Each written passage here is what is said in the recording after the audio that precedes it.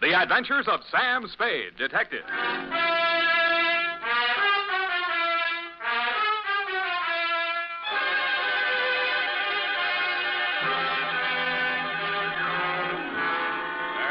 Date, fill it in. To Detective Lieutenant Dunne, Homicide Detail, San Francisco Police, from Samuel Spade, license number 17596. Subject, the Betrayal in Bumpus Hell.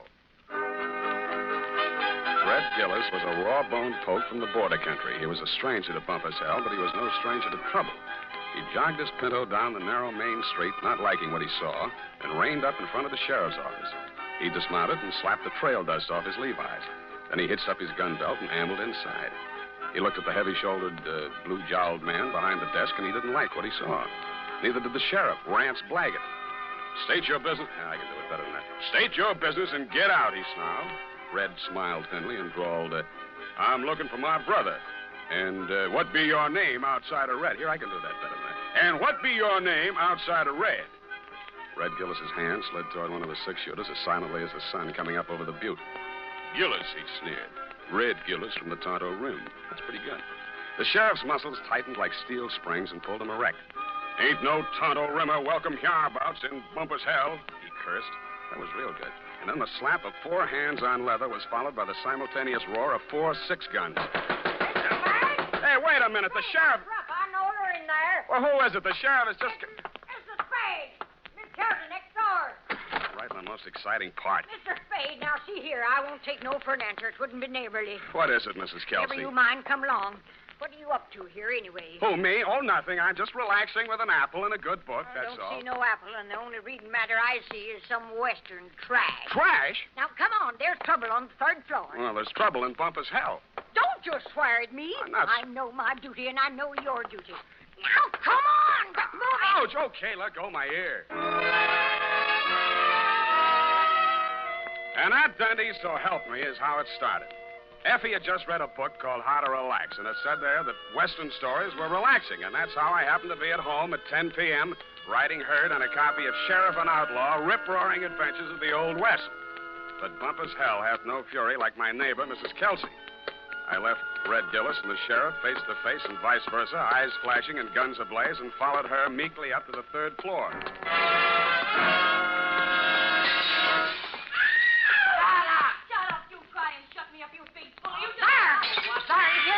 Been at it for 3 hours, they have. Won't be a stick of furniture left in the room, less than they're stopped. You speak to them? Did I speak to them? You see this lump?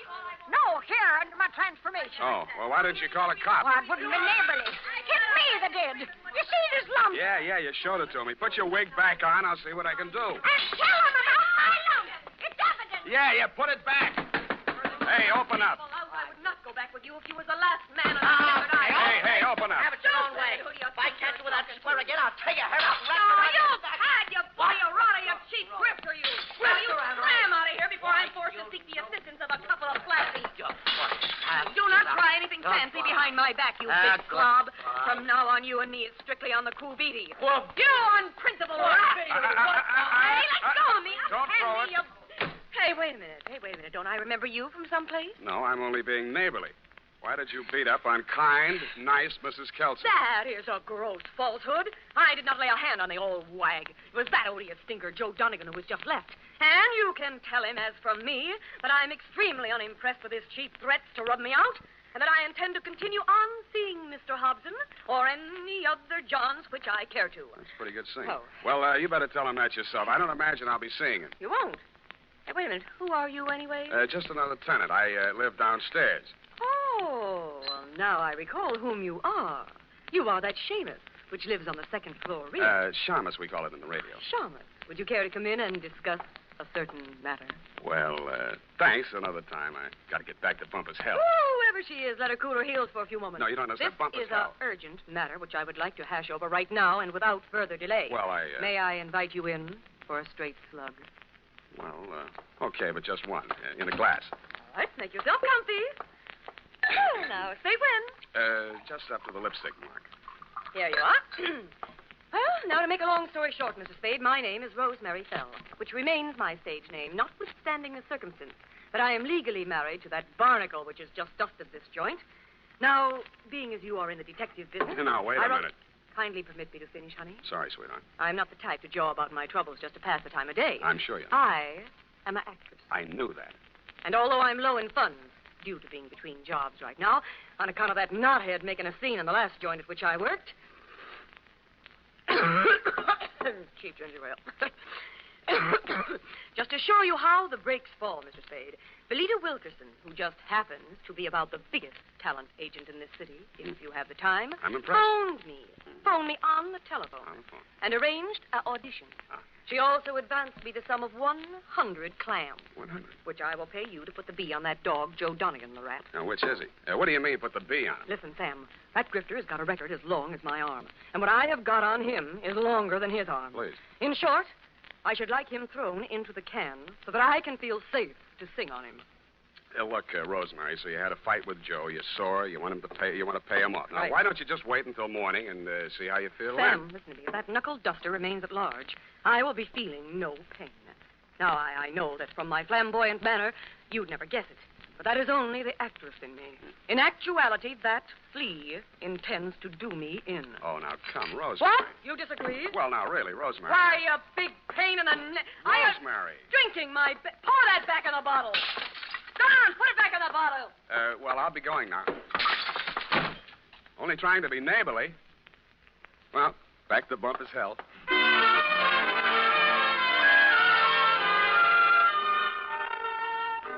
Rance Blaggett, the smoking Colt still gripped in his hairy fists, suddenly pitched forward like a fallen Joshua tree at Red Gillis's feet. Red leaned over with a thin smile playing at the corners of his mouth, not liking what he saw, and lifted the badge off of Blaggett's cowhide vest and pinned it on his own. Bumpus Hell had a new sheriff. Hey.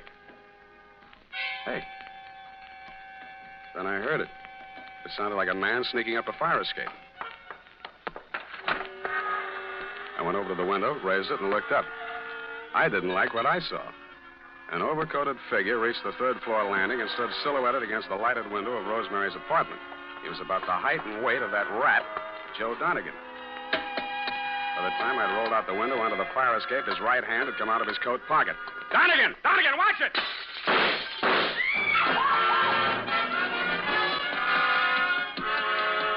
He was a floor ahead of me, and I didn't want to get too close to him until I passed that lighted window. He made the roof just as I crossed in front of it. The flashes from his revolver told me that. They also told me he had 2 slugs left to throw at me.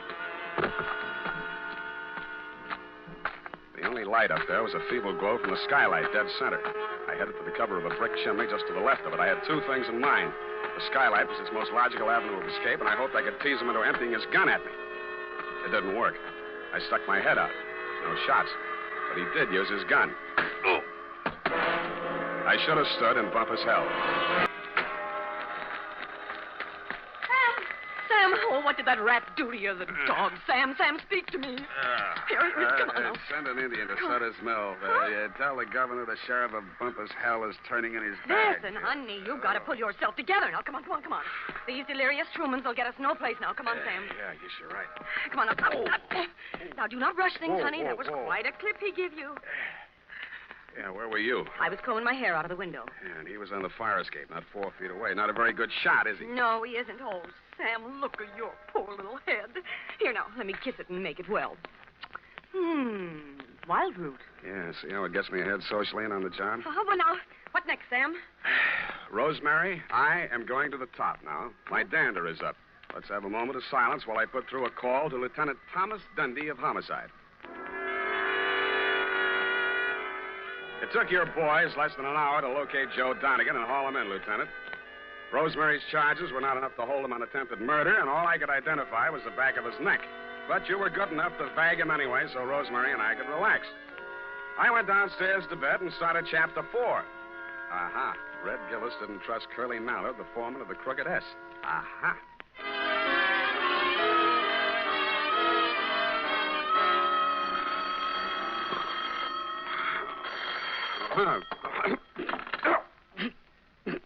Unique Garage, Harry speaking. Sam, this is Dundee. Yeah, Dundee. What time is it? 8:30. In the morning? Yeah. Huh? Oh, yeah, it's daylight. Say, about that, what was his name? Dunigan? Anyway, that fellow say so. Well, what about him? That was a bad beef, Sam. How come? You better tell me. Man was alibied, Sam. When did that happen? Well, a fellow named, got it written down here, Hobson. Warner Hobson says Dunigan was with him at the time. Who else says so? Well, Hobson's word's good enough for the commissioner. Ran for assembly once. Did you know he also ran for Dunigan's wife? You don't say. Well, that's a real puzzler, Sam. The human mind is unpredictable, Dundee. Huh? Oh, yeah. Well, I hope you figure it out, Sam.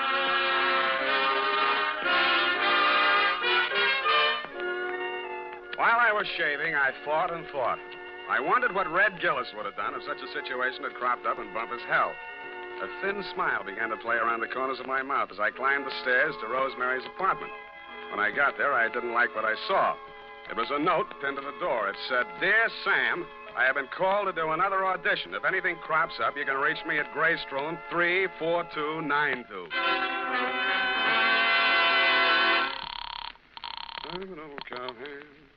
The Belita Wilkerson Talent Agency? I want to speak to Rosemary Fell. Hello?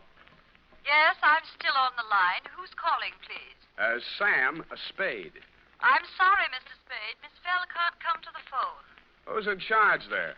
This is Miss Wilkerson speaking. Yeah, well, why can't she come to the phone? She's in the middle of her audition. Well, Is there any message? yeah. Tell her Dunigan's out and it's Hobson's choice.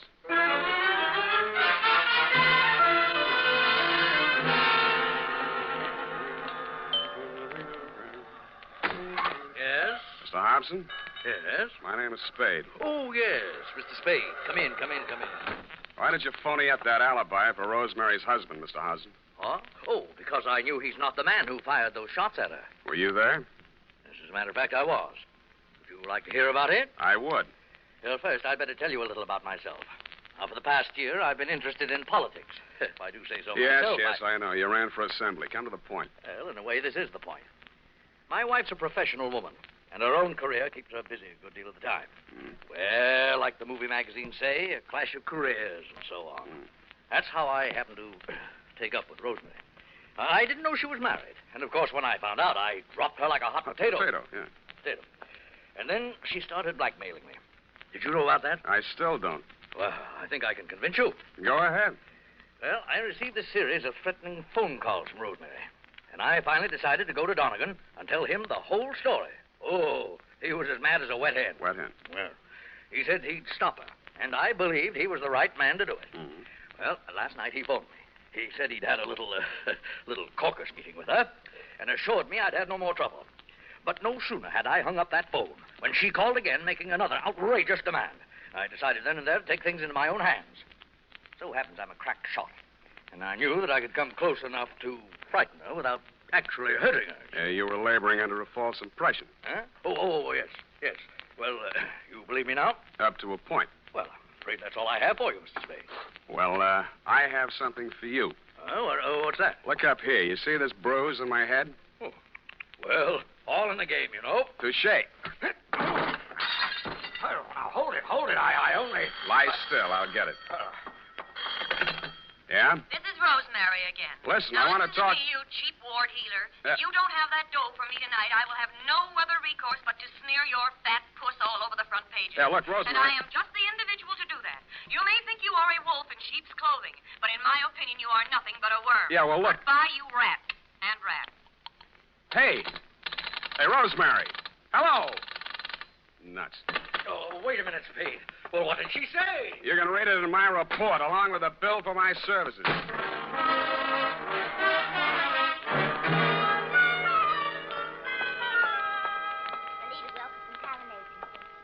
No, I'm so sorry she isn't in. You do that, sugar. Hello there. Likewise. Are you talent or just interested? I could be. In the meantime, is Rosemary Fell still here? Did she have an appointment today? Yes, honey. I called this morning. She was here then. You must be mistaken, No. darling. The office didn't open till noon today. Yeah. Could I talk to Miss Wilkerson? She isn't here just now. Oh, She never gets in till 1. Not until 1. She's over at KQW cutting a transcription for our new show, Goal of the Golden Gate. Oh, no. I mean, Gail of the Golden Goat. Don't you mean Gail of the Golden Gate? That's it. Girl of the Golden Gate. You said it, and I'm glad. Well, anyway, she isn't here. Oh. Good morning, Maggie. Any calls for me? Oh, yes, Miss Wilkerson, your husband. Oh, Miss Wilkerson, I was telling this gentleman you weren't here. Obviously, I am. Did you have an appointment? I talked to you on the phone this morning. Spade. Oh, Rosemary's friend. Well, you might know. She'll be out in a moment. What a distressing business that was last night. Rosemary tells me you saved her life. Well, that's a slight exaggeration. In fact, the whole thing was a mistake. Oh, really? I understood that. Oh, here she is. Rosemary, here's your friend. Sam, I ever glad to see you. Yeah. What's the matter? Plenty. Oh. Well, thanks loads, Miss Wilkerson. I hope the recording is better on this one. I'm sure it is, Rosemary. We'll call you when the client makes up his mind. Oh, well, thanks again. Come on, Sam. Goodbye, Mr. Spade. Goodbye. Sam, what is this new development that appears to be griping you? Why didn't you tell me you were shaking Hobson down? Uh-huh. And who's been feeding you this pile of gross falsehood? Look, Rosemary, you may be an actress, but with me, your audition is over, and you did not get the part. And just what are your future intentions in regards to me? None whatsoever. I'm sorry I ever met you, and I'm going back to Bumpus Hell.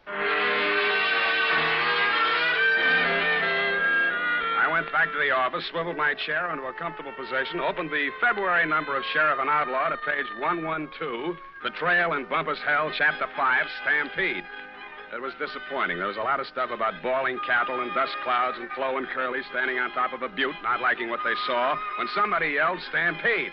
Red Gillis was riding ahead of the cattle, and his horse stepped into a chuck hole, and he'd sprained his ankle. Red of the horse, it didn't say which. But Red was lying prostrate in the path of the avalanche of tossing horns, not liking what he saw. Hold it a minute. Let's see. Continued on page 113. Learn to be a private... hello. Spade, this is Hobson. Come out here right away. Something terrible has happened. Such as? Rosemary is here, and I think she's dead.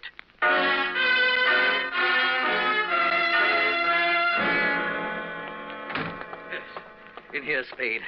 Oh, I don't know how she got in. Oh, yes, I do remember I must have left the door unlocked. Where were you? Why, I just stepped out to get some cigarettes. Did you prove it? Why, no, I'm afraid not. I got halfway and found I didn't have any money and came back. You came back, walked through this room, went in the bedroom, and didn't see the body until you started back? Why, yes, the lights were off. I stumbled over it. This is the gun? Yes. She did it with my own gun. Oh, I never dreamed her love for me would drive her to self-destruction. Of course, now it's clear what really lay behind her poor, clumsy effort to blackmail me. It was a desperate move to get me back. Oh, I'll never forgive myself for driving that poor girl to this. Don't worry about that, Hobson. This isn't suicide. Murder? Oh, great heavens. What will Belita say? Belita? Yes, my wife. Belita Wilkerson? Professional name, you know. I was explaining to you before that... Oh, that's my wife now. What in the world will I tell her? Never mind, I'll get it. Hello? This is Rosemary for the last time. And Who? I'm just calling to tell you that you have stalled around too long. I have talked to your wife and told her the whole sordid pitch. Why she wants you back, I will never know. But I sold you cheap, and you weren't worth a cent more. I am a girl who does not like to do things halfway, but you were just too late. Goodbye, you fathead. Yeah, Rosemary, I guess we were all too late.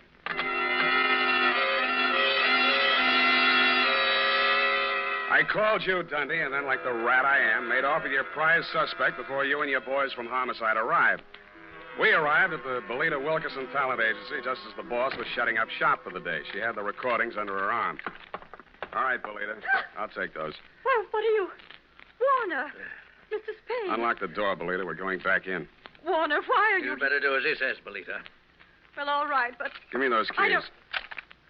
Inside, both of you. Where do you play these records? The recording studio is just through there, but you can spare yourself the trouble. I admit I tricked Rosemary into recording those blackmail speeches and then played them back over the phone to Warner. If trying to hold on to my husband is a crime, then I'm a criminal. Oh, now, Belita, my dear. Come on, stop that. We gotta get busy. I phoned the Hobson house, and you were still there, Dundee. You said it was an open and shut case against Hobson, and to deliver him at once or kiss my license goodbye. But when I told you my diabolically ingenious scheme, you said yes, you'd be glad to, because it was a sure way of getting rid of me once and for all. It took us nearly 2 hours to get things ready in Belita's recording studio. We took the parts of Rosemary's so-called audition records that we thought would fit the occasion and dubbed them onto a single side. We played it back once, then I phoned you at headquarters. Homicide. Lieutenant Dundee. Spade, Dundee. Everything's ready here. Did you pick up Dunigan? Oh, yeah. He's here. Dunigan? Hold on. Okay, Belina. Start the record when I give you the nod. Yes, Mr. Spade. I didn't say it, Dunigan. It's for you. Right. Yeah, who's this? This is Rosemary. Huh? I forgive you for everything, but there are some things I cannot forget. You Rosemary, lied. it sounds like We have you. meant a lot to each other, but after what you have done to me, it is time you Rose- paid through the nose. Rosemary, I didn't mean it. When I followed you to his house We and have you went meant a lot right in to like each you other, lived but there, after I what just you went have done nuts. to me, it is time you paid through the nose, you Listen. rat. I am a girl who does Listen, not Rose- like to do things halfway. Listen, honey, but you're not were going to just throw the too book late. at me, are you? And I am I'm just glad to an hear your individual, voice. I too. thought you were We dead. have meant a lot to Okay, each kill other. it. Rosemary, are you listening? Rosemary.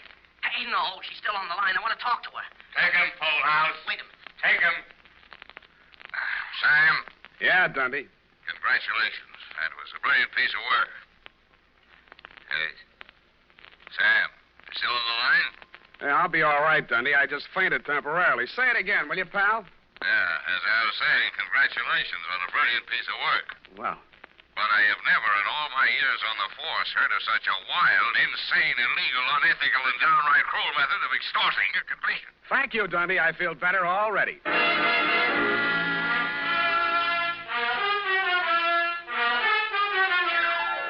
Period. End of report. But Sam, what happened? Effie, I thought I had made that abundantly clear. No.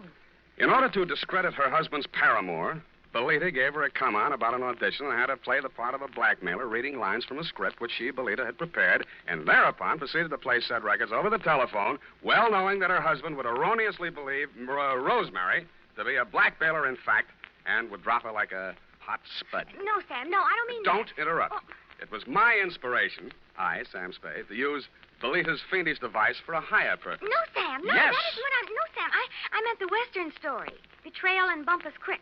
It is not crick, Effie. You can't say H over the radio, Sam. Oh, yes, you can. Bumpus Hell is the post office designation of a hamlet right here in California. It is? Mm-hmm. Well, anyway, what happened? Did Red Gillis ever find his brother? I didn't quite finish, Ev. Go type that up, and I shall.